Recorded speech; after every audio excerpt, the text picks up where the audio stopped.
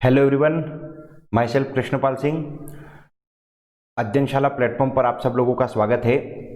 Last 3 test जो हमारे हुए थे उसके डिस्कशन के बाद आज ये हमारा जो 4th टेस्ट है उसका डिस्कशन है, इसको हम स्टार्ट करेंगे।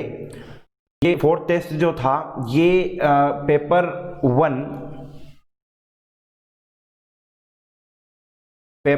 1 जनरल स्टडी जो था उसका पार्ट बी है। Part B it means geography and disaster management वाला जो चीजें हैं वो ये पार्ट है। तो इसमें हमको ज्योग्राफी से रिलेटेड क्वेश्चन और डिजास्टर मैनेजमेंट से रिलेटेड क्वेश्चन का 150 मार्क्स का एक सेगमेंट है पूरा, इस पे आज हम डिस्कस करेंगे। क्वेश्चन नंबर 1 देखिएगा। इस प्रश्न में कुल 15 अति लघुत्तरीय प्रश्न हैं जिनके उत्तर 1 या 2 पंक्तियों में देना है और प्रत्येक प्रश्न 3 अंक का है। मतलब this question consist of 50 very short answer type questions. Each question is to be answered in 1 or 2 lines. Each question carry 3 marks. मतलब इन जनरल हम जिसको 3 मार्कर बोलते हैं ये 3 मार्कर क्वेश्चन है। ये 3 मार्कर क्वेश्चंस को लिखने का तरीका मैं आपको प्रीवियस 3 टेस्ट में बता चुका हूं कि 2 या 3 लाइन में या मैक्स टू मैक्स 3 फैक्ट अपनों को इसके बारे में लिखना है। अगर कोई स्पेसिफाइड पॉइंट आता है कि स्पेसिफाइड अगर 1 वर्ड आंसर है तो 1 वर्ड में इसका आंसर अपनों को लिखना रहेगा। जैसे फर्स्ट क्वेश्चन इज पृथ्वी की दैनिक गति, डेली मोशन ऑफ अर्थ। कुछ नहीं करना है, आप इस तरह से पॉइंट बनाए। फर्स्ट पॉइंट, सेकंड, फर्स्ट में आप लिखे कि डेली मोशन ऑफ अर्थ होता क्या है और दूसरे में लिखे इसको कितना टाइम लगता है। तो डेली मोशन ऑफ अर्थ का मतलब है कि rotation of earth on its axis, पृथ्वी का अपने अक्ष पर घूर्णन जो होता है उसी को पृथ्वी की दैनिक गति बोलते हैं। और दूसरा पॉइंट लिखना, पृथ्वी को अपनी एक दैनिक गति पूरा करने में 23 घंटे 56 minute 4 second 23 hours 56 minute and 4 second time लगता है। तो वो टाइम ड्यूरेशन यहाँ पर लिखना है। 2 पॉइंट लिखिए, ये कंप्लीट हो सकता है। आप डायग्राम बनाना चाहो तो यहाँ पे अर्थ का ऐसा डायग्राम बनाकर इसका ऐसे एक्सिस शो कर सकते हैं और इसका रोटेशन आप इस तरीके से भी शो कर सकते हो। ये भी करते हो तब भी बहुत अच्छा आपको इस पे इफेक्ट दिखेगा और आप इसमें 3 मार्क्स ले सकते हो। Question number 2। अब देखो ये पहली बार अभी तक चौथा टेस्ट है, फर्स्ट टाइम कोई ऐसा क्वेश्चन आया है जिसका बिल्कुल स्पेसिफाइड आंसर है। द क्वेश्चन इज सौरमंडल का सबसे बड़ा उपग्रह। एक्चुअली ये उपग्रह था, हिंदी में उपग्रह है और इंग्लिश में लार्जेस्ट प्लेनेट आ गया है। तो हिंदी वालों के लिए आंसर अलग हुआ होगा, इंग्लिश में अलग हुआ होगा। वैसे अगर ऐसी घटना एमपीपीएससी में हो जाए कि इंग्लिश में हिंदी में उपग्रह पूछ लिया, इंग्लिश में प्लेनेट पूछ लिया। प्लेनेट का मतलब ग्रह होता है, मतलब अगर उपग्रह का इंग्लिश देखो तो सैटेलाइट होगा और प्लेनेट का हिंदी देखो तो ग्रह होगा।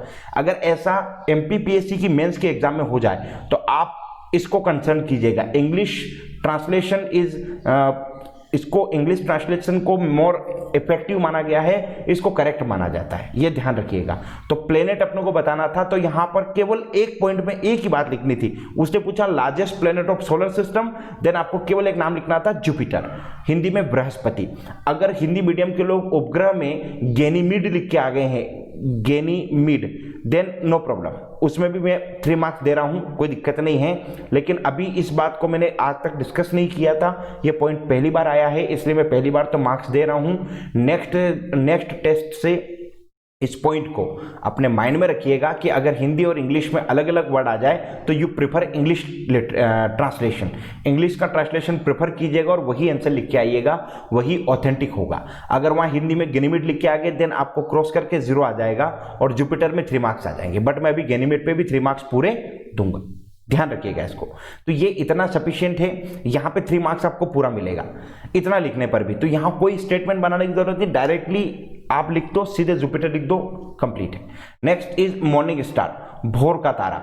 यहां पर भी अगर आप एक पॉइंट में आंसर लिख देते हो शुक्र, मतलब कि वीनस, तब भी काम हो सकता है। लेकिन अगर किसी की इच्छा है कि सर मैं तो 2 पॉइंट लिखूं तो वो पहले तो यहां लिख दे कि शुक्र को भोर का तारा कहा जाता है और दूसरा लिखेगा ये सूर्योदय से पहले दिखाई देता है इसलिए इसे भोर का तारा कहते हैं। लेकिन आप ऐसा लिख के फालतू अपना टाइम वेस्ट करोगे, इसलिए मेरा सजेशन है आप यहां पर केवल एक पॉइंट लिखो, वीनस, बस।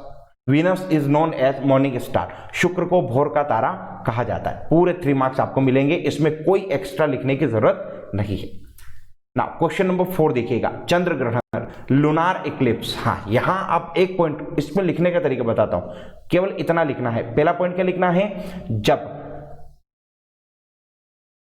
पृथ्वी सूर्य और चंद्रमा के मध्य आ जाती है तो पृथ्वी की छाया चंद्रमा पर गिरने के कारण चंद्रग्रहण होता है।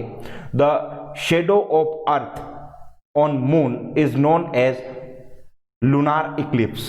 It is happen when earth is come between sun and moon. पहला पॉइंट लिखना है। दूसरा, ऐसा केवल पूर्णिमा के दिन होता है, ठीक है। It is happen only night of complete moon, है ना, फुल मून जिसको बोलते हैं वो। और थर्ड में आपको डायग्राम बनाना है बढ़िया से, ऐसे अर्थ बनाइएगा, ई रिप्रेजेंट कीजिएगा, इधर से सन बनाइएगा, सन रिप्रेजेंट कीजिएगा, इधर मून बनाइएगा, एम रिप्रेजेंट कीजिएगा, और इधर शो कीजिएगा कि ये सनलाइट ऐसे गई है, ऐसे निकल गई है, ऐसे गई है और ऐसे निकल गई है, तो ये शेडो रीजन है, ये लूनार इक्लिप्स बनता है। ये इस तरह का डायग्राम बनाना है आपको 100% इसके अंदर। तो पहला तो बता दिया लूनार इक्लिप्स होता क्या है, दूसरा ऐसा किस दिन होता है, और तीसरा ये डायग्राम। इसमें आपको फुल 3 मार्क्स इसमें मिलेंगे, और इतना करने में आपको मुश्किल से 2 मिनट का समय लगेगा, ये अगर आपकी स्पीड अच्छी है तो।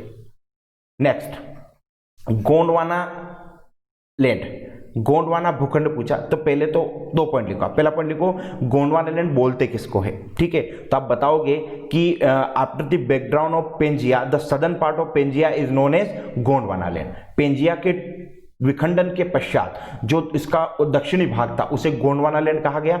नेक्स्ट लिखिएगा कि कालांतर में गोंडवाना लैंड से के विभाजन से दक्षिण अमेरिका, अफ्रीका और ऑस्ट्रेलिया और अंटार्कटिका महाद्वीपों का निर्माण हुआ। लिखिएगा in further periods Gondwana land break down in South America, Africa, Antarctica and Oceania continent. ये आपको इतना लिखना है, 2 बातें लिख के आओगे सफिशिएंट है। अगर किसी को ये मालूम है कि गोंडवाना लैंड का कब ब्रेकडाउन हुआ था, कब टूटा था, अगर वो लिख सकते हो देन बेस्ट है, तो वो 1 पॉइंट वो भी ऐड कर सकते हो कि विखंडन इस पीरियड में प्लेस्टोसिन वगैरह और वो चीज़ें अगर आपको आती है, याद रख सको तो बहुत अच्छी बात है, नहीं रख सको तो गलत लिख के नहीं आना है। लिख पाओ तो पूरा लिखो, नहीं लिखो तो 2 पॉइंट में भी आपको नंबर मिलेंगे, ठीक है। नेक्स्ट, फॉल्ट भ्रंश। आप फॉल्ट होता क्या है, 1 पॉइंट में तो फॉल्ट लिख दो, दूसरे में इसका एग्जांपल बता दो। 2 point, only 2 point, define the fault and second example of the fault. इतना लिख दोगे सफिशिएंट, ये आपको पूरा मार्क्स दिलवाएगा। नेक्स्ट, ITCZ, वही पहला पॉइंट में होता क्या है ITCZ, दूसरे में लोकेशन ऑफ ITCZ, ये 2 चीजें लिख दोगे तो सफिशिएंट है। आप इतना लिख पाओगे तो भी आपको 3 मार्क्स पूरे मिल जाएंगे। 2 चीजें लिखनी है, ITCZ होता क्या है ये बताना है, फुल फॉर्म कि इंटर ट्रॉपिकल कन्वर्जेंस जोन होता क्या है, और देन ये इक्वेटोरियल रीजन है, ये इतना शो करके आना। 2 चीजें लिख के आओगे आपको 3 मार्क्स पूरे आ जाएंगे। बस बात पूरी होनी चाहिए, अगर आप अधूरी छोड़ के आओगे बात तो आपको मार्क्स नहीं है, पूरी बात करोगे तो पूरे मार्क्स आएंगे। गोबी डेजर्ट, फर्स्ट लोकेशन लिखना क्या है, स्थिति हिंदी में लिख रहे हो, स्थिति इंग्लिश में लिख रहे हो, लोकेशन। पहले लोकेशन बता दो गोबी डेजर्ट कहाँ है। सेकंड, प्रकृति, इसका नेचर बता दो, किस टाइप का डेजर्ट है वो बता दो। बस ये 2 चीजें बता दो, ये आपका कंप्लीट है। अब हम डेजर्ट के बारे में लिखते ही क्या, 2 ही तो लिखते हैं, 1 इज की लोकेशन, सेकंड इज दी उसका नेचर। तो फर्स्ट लिखोगे मंगोलिया और चाइना की सीमा पर स्थित है, तो मंगोलिया मेनली गोबी डेजर्ट, और सेकंड इसका नेचर ये एक शीत मरुस्थल है, मतलब कि ये कोल्ड डेजर्ट है। ये 2 बातें लिख दो, आपको पूरे 3 मार्क्स आपको गोबी डेजर्ट में आ जाएंगे। कुछ लोग एक सजेशन देते हैं कि आप यहाँ वर्ल्ड का मैप बना के गोबी डेजर्ट शो करो, मैं देता हूँ सजेशन कि यहाँ मत बनाओ। 3 मार्कर में वर्ल्ड का मैप बनाओगे टाइम कंज्यूम हो जाएगा। 6 मार्कर और 15 मार्कर में आपको मैप बनाने हैं। देखो जो अभी तक हिस्ट्री में कम से कम मैप में भी काम चल रहा था, ज्योग्राफी में कम से डायग्राम तो बनाने हैं, जहां डायग्राम बन सकता है वहां डायग्राम बनेगा। डायग्राम नहीं छोड़ के आना है अपनों को, कोशिश करो डायग्राम बना के आना है। ज्योग्राफी साइंस है, साइंस में टू द पॉइंट आंसर्स होते हैं, मतलब ये तो वो सब्जेक्ट है जिसमें आप 100 ला सकते हो 150 में से, यही तो मार्क्स दिलवाएगा आपको। ज्योग्राफी वाला पार्ट आता है, प्रॉपर तरीके से लिखो, फुल मार्क्स आएंगे। नेक्स्ट, विश्व का सबसे पुराना पर्वत, oldest mountain of world. 1.1 word answer है इसका, Aravalli is the oldest mountain of the world. Aravalli विश्व की सबसे पुराना पर्वत है, इतना लिखो, पूरे 3 मार्क्स है। वो करना ही नहीं इतनी बहुत सारी बातें करने का टॉपिक हिस्ट्री है, ज्योग्राफी नहीं है। ज्योग्राफी साइंस है, फालतू की और बहुत सारी बातें होती ही नहीं है। टू द पॉइंट क्वेश्चन होता है, टू द पॉइंट आंसर होता है। नेक्स्ट क्वेश्चन क्या पूछ रहा है, विश्व के 3 सक्रिय ज्वालामुखी, any 3 active volcano of the world. बहुत स्वीट एंड शॉर्ट, आपको यहां फिर वो नहीं लिखना। अब कुछ लोग आपको अगर ऐसा बोल दे कि यहां लिख के आओ कि सक्रिय ज्वालामुखी होते क्या है पहले, तो फिर 3 एग्जाम्पल लिख के आओ, नहीं करना है। आप केवल 3 बात लिखो, फर्स्ट एक एक्टिव वोल्केनो, सेकंड और थर्ड। एक्टिव वोल्केनो के बारे में एक बात ध्यान रखना, फॉर एन एग्जांपल जैसे आप लिख रहे हो एक्टिव वोल्केनो का नाम कि Fujiyama is an active volcano, तो आपने लिखा फ्यूजियामा, सामने उसका नाम लिखना वो कहाँ है, जापान। आप बिना नाम क्रकटोवा आप लिख के आ रहे हो तो क्रकटोवा की लोकेशन लिख के जरूर आना है, और अगर आपको कंट्री मालूम है तो कंट्री लिखना, और कंट्री के अलावा एग्जैक्ट प्लेस मालूम है आपको मान लो तो एग्जैक्ट प्लेस जरूर लिख के आना है। तो 3 एक्टिव वोल्केनोज लिखने हैं, तो फर्स्ट सेकंड थर्ड नाम लिखो, उसकी लोकेशन उसके साथ कॉमा लगा के लिख दो, नाम लोकेशन नाम लोकेशन, पूरे 3 मार्क्स आएंगे। यहां पर आपको कोई वोल्केनो को डिफाइन करने की जरूरत नहीं है। Is that clear? इस बात को बिल्कुल माइंड में सेट करके चलना। आपको अगर मार्क्स चाहिए हैं तो यही टेक्निकल है, और ये मैं खुद किया हूं इसलिए मुझे मालूम है। इससे मार्क्स आप 100 ला सकते हो, ज्योग्राफी 100 दिलाएगा, श्योरिटी है, अगर ईमानदारी से मैंने कहा उसको फॉलो किया तो। मैं खुद लाया हूं इसके अंदर, ठीक है, इसके नियर बाय मार्क्स, तो इसलिए आते हैं, बहुत सीधी सी चीज है। नेक्स्ट, सामान्य ताप ह्रास दर, नॉर्मल लैप्स रेट। फर्स्ट तो होती क्या है, नॉर्मल लैप्स रेट क्या होती है, दूसरा ऐसा कहां होता है, और थर्ड नॉर्मल लैप्स रेट है कितनी। तो फर्स्ट कुछ नहीं लिखना, क्षोभ मंडल में ऊंचाई बढ़ने के साथ तापमान के गिरने की दर नॉर्मल लैप्स रेट कहलाती है। The decreasing in temperature with increasing in height in troposphere is known as normal lapse rate, और वो लैप्स रेट लिख देना आपको 6.5 degree centigrade per kilometre. 1 kilometre की हाइट पर 6.5 डिग्री सेंटीग्रेड जो है वो टेम्परेचर डिक्रीज होता है, या 1 डिग्री सेल्सियस पर 169 एग्जैक्ट बोलते हैं, कुछ बुक्स इसको 165 भी लिखती है, तो उसमें दोनों में आपको मार्क्स आएंगे। ये या ये दोनों में से एक लिखो या दोनों लिख के आओ, ये नॉर्मल लैप्स रेट होती है। इतना लिख के आ जाओ, आपको पूरे 3 मार्क्स मिलेंगे, यहां पर एक्स्ट्रा कुछ बताने की जरूरत ही नहीं है। नेक्स्ट पॉइंट, इसने बोला माउंट एवरेस्ट, केवल लिख दिया एवरेस्ट पिक। हाँ, अब यहां पर आपको 3 बात पूरी करनी है। फर्स्ट, पहले तो यह विश्व की सबसे ऊंचा पर्वत शिखर है, the highest peak of the world. दूसरा, यह हिमालय पर्वतमाला में स्थित है, it is located in Himalaya mountain range. और थर्ड, ये नेपाल में स्थित है, मतलब माउंट एवरेस्ट नेपाल में है, ये बात तो करके आनी पड़ेगी आपको। तो 3 बातें लिखनी है, एवरेस्ट के पहला फीचर, दूसरा हिमालय रेंज है, और तीसरा नेपाल में है। इतना लिख के आओ, माउंट एवरेस्ट कंप्लीट हो जाएगा आपका, 3 मार्क्स है। अब वो कुछ लोग सजेस्ट करेंगे आपको कि वो लिख दो पहला व्यक्ति जो एवरेस्ट पे चढ़ा था, उसने ये नहीं पूछा है कि who climb the mount Everest, nothing. उसने पूछा व्हाट इज माउंट एवरेस्ट है क्या, तो माउंट एवरेस्ट को बताना। बात को समझो, वो जो पूछ रहा है वही बताओ, वो जो नहीं पूछ रहा है उसकी बात नहीं करनी है, जो पूछा गया केवल वही बताना है, बेफालतू नहीं। ये एमपीपीएससी है भाई, ये 10th 12th की बोर्ड की एग्जाम नहीं हो रही है कि अकबर पूछा तो बाबर से शुरू करो, औरंगजेब पे खत्म कर रहे हो। अकबर पूछा है, अकबर ही बताना है, ठीक है भाई। अकबर पूछ रहे हो तो बाबर बिरबल करने की जरूरत नहीं है, अकबर मतलब अकबर, सीधी बात है। एवरेस्ट पूछा तो एवरेस्ट की बात करो, एवरेस्ट को पहली बार कौन चढ़ा था, उसके साथ में कौन साथ में गया था, ये इससे 3 मार्क्स नहीं आएंगे। उससे एक चीज समझ में आ जाएगी उसको कि इस बच्चे को आता नहीं है, ये केवल बातें बनाता है। थोड़ा सा इस चीज का स्पेशली ध्यान रखा जाए बस। नेक्स्ट, भारत का सबसे ऊंचा जलप्रपात, उसने केवल नाम पूछा है। सबसे highest waterfall of the India पूछ रहा है, पहला तो नाम लिखना है और दूसरा उसकी लोकेशन। तो आप लिखोगे जोग oblique Gersoppa oblique Mahatma Gandhi waterfall, इतना लिखो। और दूसरा, ये कर्नाटक राज्य में स्थित है, it's located in Karnataka state, river Sharavati, इतना लिख दो, सफिशिएंट है। इसमें आपको पूरे मार्क्स मिल जाएंगे। आप 3 पॉइंट भी बना सकते हो, लोकेशन कर्नाटका, थर्ड में रिवर लिख दो इसकी, ये सफिशिएंट है। ये इतने में आपको मार्क्स आएंगे, लंबी चौड़ी रामायण नहीं लिख के आना है यहां पर। क्वेश्चन नेक्स्ट, विश्व का सबसे विशाल द्वीप, largest island of the world, सीधा ग्रीनलैंड, कुछ करना ही नहीं है, एक वर्ड लिखो ग्रीनलैंड बस। और किसी की मन नहीं मान रहा है तो लिख दो ग्रीनलैंड विश्व का सबसे विशाल द्वीप है, Greenland is the largest island of the world, बस सफिशिएंट है। नेक्स्ट क्वेश्चन, विश्व की सबसे लंबी पर्वत श्रृंखला, longest mountain range of the world, इतना कुछ नहीं, एक लाइन लिखना, Indies is the longest mountain range of the world, it is located in South America continent. 2 points, सबसे लंबी पर्वत श्रृंखला इंडीज, दूसरा ये दक्षिण अमेरिका महाद्वीप में स्थित है, इतना लिखो, ये 3 मार्क्स पूरा बनता है। अब देखो एक चीज ध्यान देना, अभी तक हमने हिस्ट्री के पेपर में क्वेश्चन देखे थे जहां पर अपनों को किसी व्यक्ति के बारे में 2-3 बातें लिखने को आ रही थी। अभी हम ज्योग्राफी में एक नई चीज देखें, केवल 1 वर्ड आंसर भी होता है, केवल 1 वर्ड आंसर भी। 3 मार्कर की सबसे अच्छी फीचर ही यही है, अगर ये सीख गए, ये चीज आपने पकड़ ली, तो एक तो आपका टाइम मैनेजमेंट हो जाएगा ऑटोमेटिकली।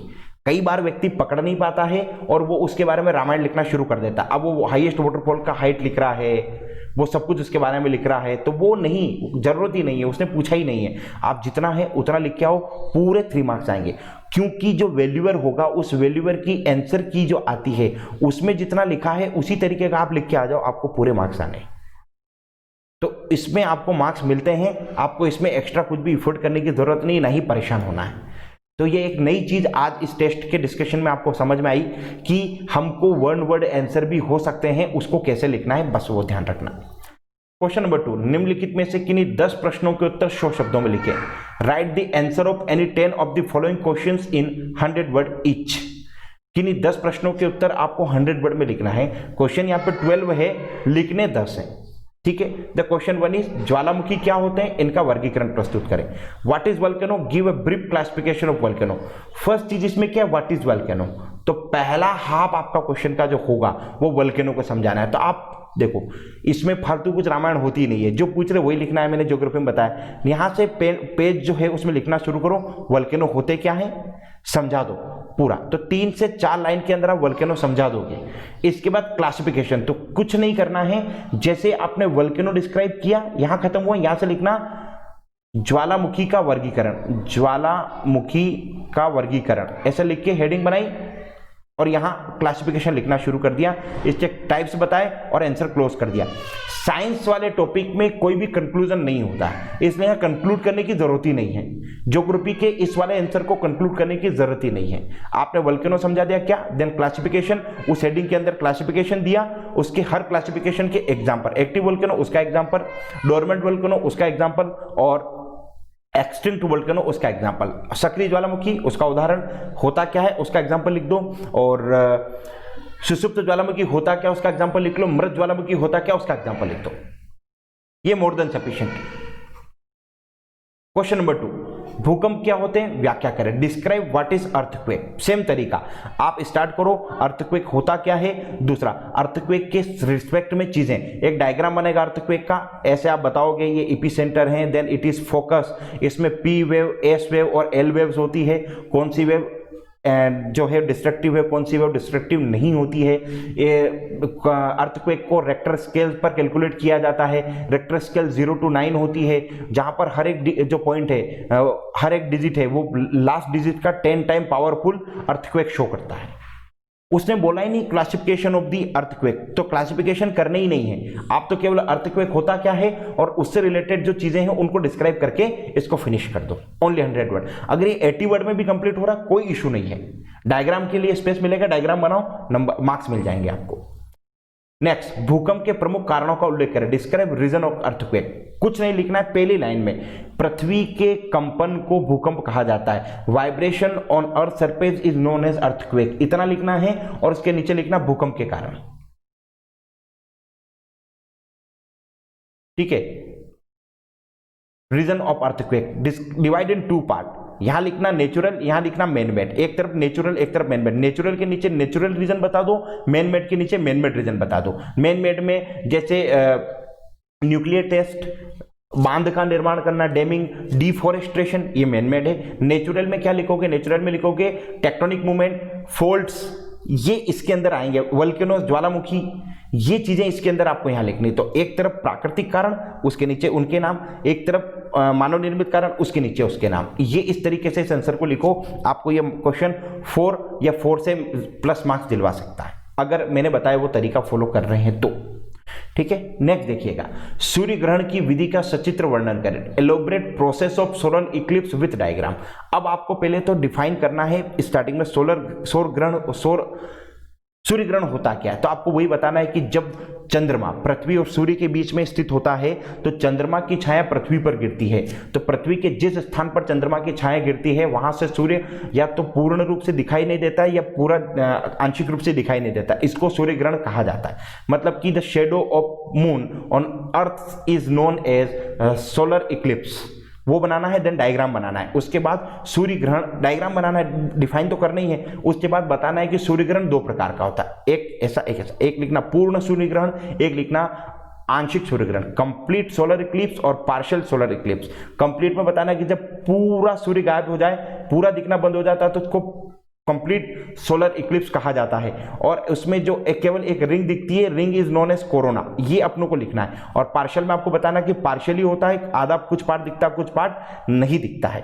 तो ये दोनों चीजें बतानी। और आखिरी में एक पॉइंट लिख के आना है, सूर्य ग्रहण केवल अमावस्या के दिन होता है। सूर्य ग्रहण, ये पॉइंट जरूर लिख के आना है, देन ये आपका कंप्लीट हो जाएगा। तो डायग्राम भी बन गया, डेफिनेशन भी आ गई और दोनों पार्ट भी आ गए। ये करके आओ, आपको सोलर इक्लिप्स में मार्क्स आएंगे। सेम एक क्वेश्चन आता है, ज्वार भाटा की प्रक्रिया का वर्णन करें, elaborate process of tidal reflux.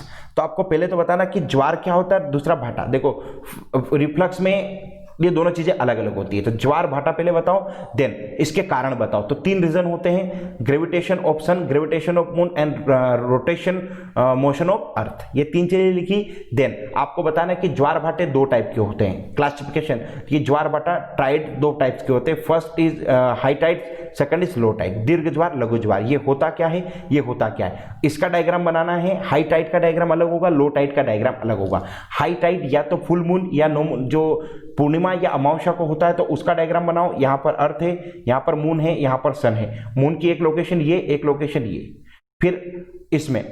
और लो टाइड में आपको बताना है कि ये अर्थ है, ये सन है, ये मून की लोकेशन या तो यहां पर, ये या पर यहां पर है। मून, ये अर्थ और ये सन। ये अर्थ, ये सन, ये मून की लोकेशन है, ये मून की लोकेशन है। तो एक पूर्णिमा वाला एक दिन, ये अमावस्या एक दिन, ये वाला, ठीक है। और यहां पर भी एक दिन ये, एक दिन ये वाला। ये कंडीशन आपको शो करनी है। इतना बनाना, डायग्राम बनाना, क्लासिफिकेशन प्रॉपर करना, सही तरीके से लिख के आओगे, फुल मार्क्स आ जाएंगे, अच्छे नंबर ला सकते हो। देखो इसमें क्या है, अब मैं लिख के बताऊं कि देखो ये क्या होता है, तो वो तो कोई पॉइंट ही नहीं बनता है। आप तो केवल बेसिकली फोकस जिस चीज पे करना है वो ये है कि इसको लिखो प्रॉपर तरीके से। केवल सही तरीके से लिखना अगर आ जाएगा तो कंटेंट तो आपके पास सब है। आपका कंटेंट है तभी प्री निकल रहा है, कंटेंट नहीं होता तो प्री नहीं निकलता, ठीक है। नेक्स्ट, वलित पर्वत क्या होते हैं, इनके निर्माण में कौन कौन से कारक जिम्मेदार होते हैं। What is folding mountain, what factor are responsible for making them. First तो समझाओ कि फोल्डिंग माउंटेन्स होते क्या हैं, और दूसरा समझाओ फोल्डिंग माउंटेन्स बनते कैसे हैं। उसके बाद factor, which factor affect the formation of folding mountains, तो उसमें लिखना कारक फैक्टर करके एक हेडिंग बनेगी। और देन 1 2 3 4 आप पॉइंट्स बताते चलना। कन्वर्जिंग प्लेट बाउंड्रीज आपको बताना है, वो चीजें आपको यहाँ पर शो करनी है, और वो बता के आपको डायग्राम बना के शो करना है कि फोल्डिंग माउंटेन्स के बनने के लिए कौन कौन से फैक्टर काम करते हैं। और जब आप फोल्डिंग माउंटेन या डिफाइन करो शुरू में कि फोल्डिंग माउंटेन्स होते क्या, तो यहाँ एग्जांपल लिख देना कि जैसे हिमालय है, ठीक है, इंडीज है, Rocky are the example of folding mountains. ये आपको शो करने हैं, ये चीज लिखो, डायग्राम साथ में बनाओ, कंप्लीट होगा इसमें। सौर मंडल की संरचना का उल्लेख करें, describe the structure of solar system. Diagram बहुत बढ़िया बनेगा इसके अंदर। बस आपको सौर मंडल में लिखना है कि सौर मंडल सूर्य, ग्रह, उपग्रह, क्षुद्र ग्रह और बोने ग्रह मिलकर निर्मित होता है। तो solar system is a combination of sun, planet, satellites, ठीक है। उसके बाद कॉमेट्स, एस्ट्रॉइड्स एटसेट्रा। और उसके बाद एक एक करके लिखो, सूर्य, 1-2 लाइन सूर्य के बारे में। देन ग्रह, तो ग्रह होता क्या है वो बताओ। प्लेनेट, जैसे आपने लिखा सूर्य, सन, उसके बाद सन के बारे में लिख दिया 1-2 लाइन। देन लिखना ग्रह, ग्रह मतलब कि प्लेनेट, प्लेनेट होता क्या है और नाम लिख दो सारे प्लेनेट्स के। उपग्रह, उपग्रह मतलब कि सैटेलाइट्स होते क्या हैं उसको डिफाइन करो, 1-2 सैटेलाइट के नाम लिख दो। उसके बाद आपको यहाँ क्षुद्र ग्रह मतलब एस्ट्रॉइड्स बताने, एस्ट्रॉइड्स होते क्या हैं वो लिख दो, 1-2 एस्ट्रॉइड्स के नाम बता दो बस। कॉमेट्स, कॉमेट्स होता क्या है, एक कॉमेट्स का नाम बता दो। ये तरीका होगा आपको इसके बारे में लिखने का, ये चीज ध्यान रखिएगा। इतने में आपका पॉइंट, इतने में आपका काम हो जाएगा ये तरीके से। और एक डायग्राम बना देना, बढ़िया सा डायग्राम बन जाएगा तो आपका ये काम हो जाएगा। डायग्राम सोलर सिस्टम का सबने देखा है, सब बना सकते हैं, इसमें आपका क्वेश्चन फुलफिल हो जाएगा। नेक्स्ट, विश्व की प्रमुख वायुदाब पेटियों का उल्लेख करें। Mention main air pressure belt of the world. बिल्कुल, सबसे पहले तो प्रेशर बेल्ट होता क्या है वो बताओ, और देन विश्व की प्रमुख वायुदाब पेटियां निम्नलिखित है। Main pressure belt of the world are given below. अब लिखने का तरीका क्या वो ध्यान देना। आपने डिस्क्राइब किया, पहला पॉइंट बनाया फर्स्ट एयर प्रेशर बेल्ट, जैसे आपने लिखा इक्वेटोरियल लो प्रेशर बेल्ट। भूमध्य रेखीय निम्न वायुदाब पेटी, इसको ऐसे मेंशन किया, 1 2 3 बातें इसके बारे में लिखो, ठीक है। फिर दूसरा उसकी हेडिंग बनाई, उसके बारे में 3 बातें लिख दो। तीसरा, चौथा, चारों ऐसे लिख दो और लास्ट में एक डायग्राम बना दो बढ़िया वाला, जिसमें एक ये प्रेशर बेल्ट के डायग्राम हो। अच्छा, प्रेशर बेल्ट के बारे में लिखोगे क्या, एक तो उसकी लोकेशन वो कहां पर है, दूसरा वो लो प्रेशर बेल्ट या हाई प्रेशर बेल्ट है तो क्यों है, दूसरा, और तीसरा उसका क्या इफेक्ट होता है। ये तीन चीजें आप हर प्रेशर बेल्ट के बारे में लिखो, चारों के बारे में लिखो। चारों प्रेशर बेल्ट होते हैं एक्चुअली सही मायने में, तो उनको लिख दो, सफिशिएंट है। ऑल 4 प्रेशर बेल्ट्स बता दो, ये कंप्लीट हो जाएगा आपका, ठीक है। नेक्स्ट, मानसून क्या होता है, इसकी उत्पत्ति से संबंधित तापी संकल्पना का उल्लेख करें। What is monsoon. फर्स्ट तो आपको डिफाइन मानसून करना है, 3 या 4 लाइन लगेगी। Then describe thermal theory related with origin of monsoon. फिर जैसे ही आपने मानसून डिफाइन किया उसके बाद एक हेडिंग बनाना, मानसून तापी संकल्पना, थर्मल थ्योरी, और उसके बाद point wise thermal theory describe करना शुरू कर देना। किसने ये थ्योरी प्रपोज की थी, ये थ्योरी क्या डिस्क्राइब करती है, इस थ्योरी के हिसाब से मानसून आता कैसे है, थ्योरी के हिसाब से मानसून जाता कैसे है, और इस थ्योरी में क्या ड्रॉबैक्स थे। ठीक है, ये थ्योरी में ड्रॉबैक थे, इसीलिए तो डायनेमिक थ्योरी आई थी। ठीक है, डायनेमिक थ्योरी आई क्यों, गतिक सिद्धांत आया इसलिए क्योंकि थर्मल थ्योरी में ड्रॉबैक्स थे। तो ये 4-5 चीजें जो मैंने बताई वो इस थ्योरी के अंदर, पहले तो किसने दिया, देन ये थ्योरी बोलती क्या है, इस थ्योरी के हिसाब से मानसून आता कैसे है, इस थ्योरी के हिसाब से मानसून रिवर्स कैसे होता है, और इस थ्योरी में क्या ड्रॉबैक्स थे। ये 5 चीजें इसके अंदर मेंशन करना। देन आप चाहो तो साउथ इंडिया का डायग्राम जो है वो इस तरह से बनता है, वह बना देना, और कमिंग ऑफ मानसून और रिवर्स ऑफ मानसून का डायग्राम शो कर देना। आपको इसमें बहुत अच्छे 4 या 4.5 मार्क्स मिलेंगे। बस ये तरीका फॉलो करना जो मैंने बताया है। नेक्स्ट, समुद्र समीर और स्थल समीर में अंतर स्पष्ट करें। Explain sea bridge and land bridge.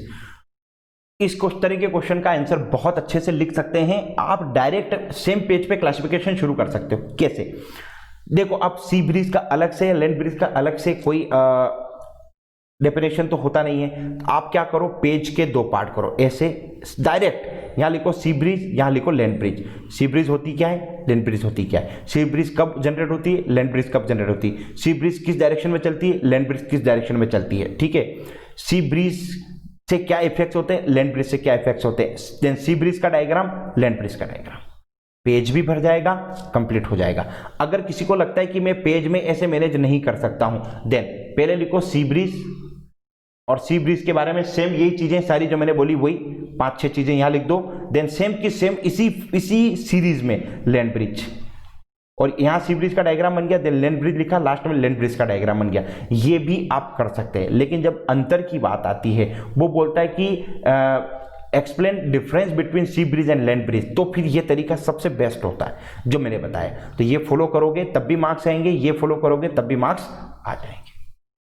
Clear. Question next, किन्हीं 5 अस्थायी पवनों की व्याख्या करें। Elaborate any 5 temporary events. सबसे पहले तो टेम्पररी इवेंट्स होती क्या है, उसके बाद टेम्पररी इवेंट्स के बाद उसके एक एक करके एग्जाम्पल, किन्हीं 5 के। तो एग्जाम्पल फर्स्ट, एक का नाम, पहला वो कहां चलती है उसका नेचर, दूसरा नाम कहां चलती है उसका नेचर, तीसरा नाम कहां चलती है उसका नेचर। अब देखो 2 तरह की होती है, एक हॉट होती है, एक कोल्ड होती है।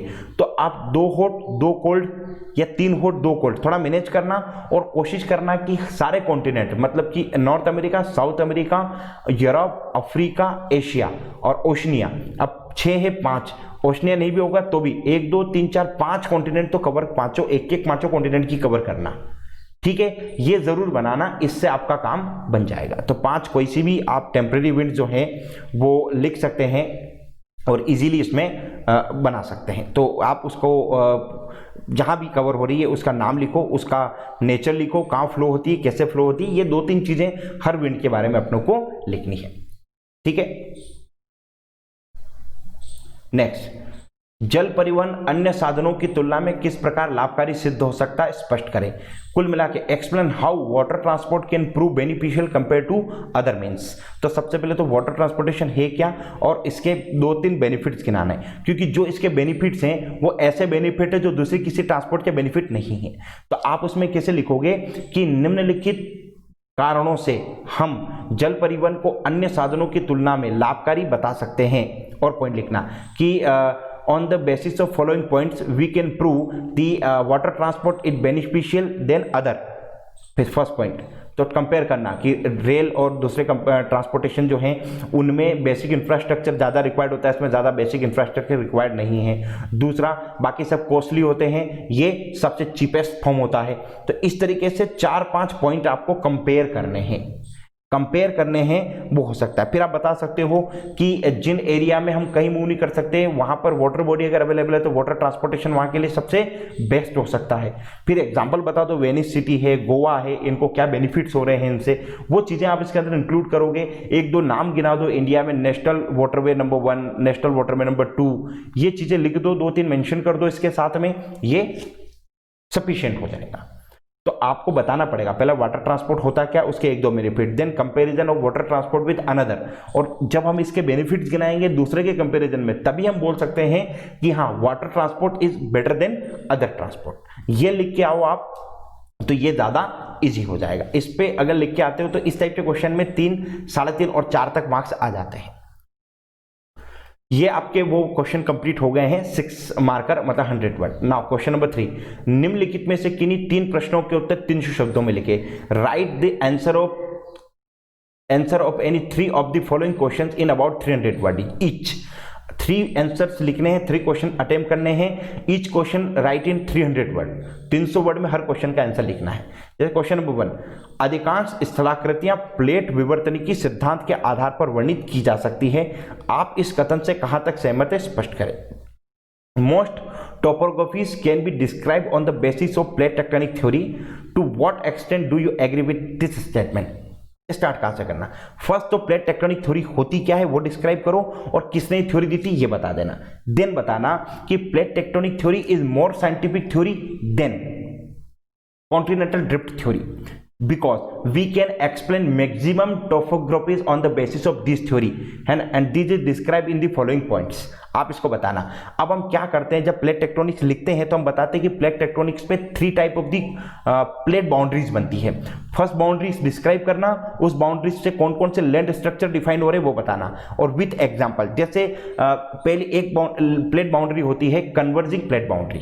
अब कन्वर्जिंग प्लेट बाउंड्री पे 2 प्लेट एक दूसरे की तरफ मूव करके एक दूसरे की तरफ कोलाइड करती है, तो इस कोलिजन से एक तो अर्थक्वेक होता है, दूसरा फोल्डिंग माउंटेन्स बनते हैं, ठीक है, और वोल्केनोज होते हैं। तो चारों इनके एग्जांपल्स भी साथ साथ देखते चलना। सेकंड आपको बोलना diverging plate boundary. Diverging plate boundary समझा दो क्या होती है और इसके रिजल्ट से कौन कौन से लैंड स्ट्रक्चर बनते हैं वो समझा दो, इसके एग्जांपल्स दे दो।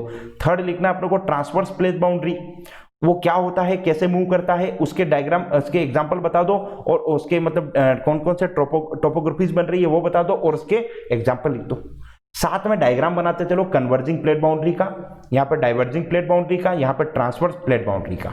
अगर आप अभिसारी किनारा, अपसारी किनारा और संरक्षी किनारा प्रॉपर तरीके से समझा के उनसे बनने वाले लैंड स्ट्रक्चर साथ में समझा दोगे तो हम ये कह पाएंगे कि हाँ मैक्सिमम ऑफ द टोपोग्राफीज जो हैं वो प्लेट टेक्टोनिक थ्योरी के थ्रू डिस्क्राइब हो सकती है। और आखिरी में यहां कंक्लूजन करना पड़ेगा। इस प्रकार हम कह सकते हैं कि अधिकांश स्थलाकृतियां प्लेट विवर्तनिकी सिद्धांत के आधार पर वर्णित की जा सकती है। हालांकि कुछ ऐसी भी स्थलाकृतियां हैं जिन्हें प्लेट टेक्टोनिक के आधार पर नहीं बताया जा सकता है। तो पहले तो अपने बोल दिया कि हाँ ये सही है कि मैक्सिमम टोपोग्राफीज जो हैं वो प्लेट टेक्टोनिक थ्योरी से डिस्क्राइब होती है, but there are some more structures which can not describe by this theory. और जैसे कि आप बता देना residual mountain, residual mountain is not defined by the plate tectonic theory. क्यों? क्योंकि प्लेट टेक्टोनिक थ्योरी जो है वो इंटरनल अफेयर है, हमारे अर्थ के इंटरनल मैटर है, और जो रेसिडुअल माउंटेन बना है वो एक्सटर्नल फैक्टर से बना हुआ है, जैसे इरोजन है, इस टाइप की चीजों से बना है वो, डेनुडेशंस वगैरह, और वो थ्योरी वो प्लेट टेक्टोनिक से डिफाइन नहीं होती है। तो आपने पहले ये बात भी बोल दी कि यस हो सकती है, लेकिन कुछ ऐसी है जो नहीं हो रही है, वो भी बात आपने यहाँ क्लियर कर दी। तो इंट्रोडक्शन में प्लेट टेक्टोनिक समझाना है वो और सब करना है। आप मान के चलना 50 to 60 वर्ड आपको इसको डिफाइन करने में यूज करना है। देन फिर आपको ये तीनों प्लेट बाउंड्री समझानी है कम से कम 150 to 180 वर्ड्स में विद एग्जाम्पल। देन लास्ट के 50 वर्ड में कंक्लूड करना है और 20 वर्ड में समझा देना कि हाँ ये कुछ ऐसे स्ट्रक्चर भी हैं जो इसमें नहीं इंक्लूड होते हैं।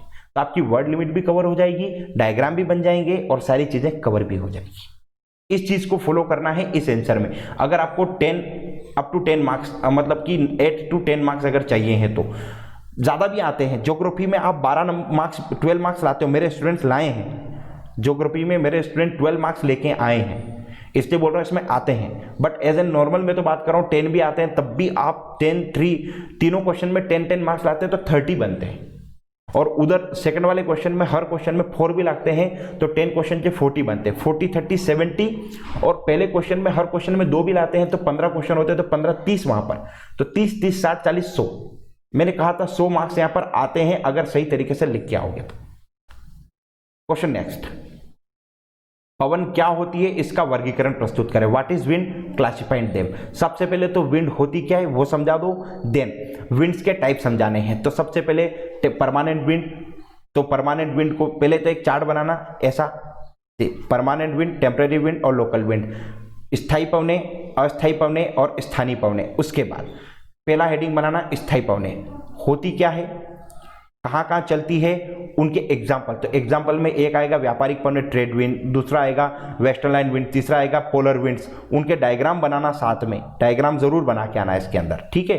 देन दूसरा लिखना अस्थायी पवने, जिसमें हम मॉनसून्स वगैरह और वो लैंड ब्रीज, सी ब्रीज, हिल ब्रीज, माउंटेन ब्रीज, वो अपनों को यहाँ पर डिस्क्राइब करनी है और उसके एग्जाम्पल लिखने हैं। थर्ड आपका आएगा स्थानीय पवने लोकल विंड्स, जिसमें आप चिनूक है, वेली है, लू है, इस टाइप की बारो है, बोरा है, सिराको है, गिबली है, ये इनको आप डिस्क्राइब करोगे तो दो एक मतलब पहले तो लिख देना टेम्परेरी विंड, लोकल विंड्स होती क्या है, ये क्यों जनरेट होती है, और उनके 4-5 के एग्जांपल लिख के फिनिश कर सकते हो। इस आंसर में अगर इस टाइप की चीज आप लिख के आते हो तो आप ला सकते हैं मार्क्स इसके अंदर। और जहां डायग्राम रिक्वायर्ड है वहां बिना डायग्राम के तो कुछ करना ही नहीं है, तो विंड समझानी है और उसका क्लासिफिकेशन पूरा करके आना, तीनों टाइप के विंड्स का। महाद्वीपीय विस्थापन सिद्धांत की व्याख्या करें। Explain continental drift theory. बस वही है, थ्योरी किसने दी, थ्योरी क्या होती है, इस थ्योरी का एक्सप्लेनेशन। फिर थ्योरी का एक्सप्लेनेशन बोलता है पेंजिया पैंथेलाजा के 2 टुकड़े हुए, देन पेंजिया का क्या हुआ, पैंथेलाजा का क्या हुआ, पेंजिया से 2 पार्ट हुए, Angara land, Gondwana land. Then आगे फर्दर डिस्क्राइब करना अंगारा लैंड का क्या हुआ, गोंडवाना लैंड का क्या हुआ, बीच में टेथिस सी बना था, फिर कैसे कॉन्टिनेंट्स बने, कैसे कॉन्टिनेंट्स के, ये पूरा समझाने के बाद आपको बताना है कि प्रूफ ऑफ कॉन्टिनेंटल ड्रिफ्ट, आपको साक्ष्य, महाद्वीपीय विस्थापन के साक्ष्य जो कि वेगनर ने बताया था, तो उसमें आपको 4 से 5 प्रूफ बताने हैं कि हाँ कॉन्टिनेंटल ड्रिफ्ट हुआ था। बस ये करो, देन कंक्लूड कर दो कि हाँ वेगनर जो थे वो कॉन्टिनेंटल ड्रिफ्ट के पीछे जो ड्रिफ्टिंग फोर्स है उसको प्रॉपर्ली डिस्क्राइब नहीं कर पाए थे, इसलिए एक बेहतर और ज़्यादा अच्छी साइंटिफिक थ्योरी फर्दर फ्यूचर में आई, जिसको अपन लोग प्लेट टेक्टोनिक थ्योरी के नाम से जानते हैं। ये चीज कंक्लूजन में लिख के आना, क्योंकि कॉन्टिनेंटल ड्रिफ्ट का सबसे बड़ा ड्रॉबैक ही यही था कि वेगनर साहब जो थे वो इस थ्योरी का जो ड्रिफ्टिंग फोर्स है उसको डिस्क्राइब नहीं कर पा रहे थे। आगे चलकर उस ड्रिफ्टिंग को डिस्क्राइब किया है प्लेट टेक्टोनिक थ्योरी में। ये आपको लिख के आना है कॉन्टिनेंटल ड्रिफ्ट के अंदर विथ डायग्राम। जहां पेंजिया पैंथेलाजा के डायग्राम बनेंगे वो बनाने हैं, और जहां आपको वर्ल्ड का डायग्राम बनाते आता हो तो वहां वर्ल्ड का डायग्राम भी बना के बता देना कि हाँ कॉन्टिनेंट की ड्रिफ्टिंग हुई है। And the last question is, पर्वत को परिभाषित करते हुए इसके विभिन्न रूपों का वर्णन करें। Define the mountain and describe its various forms.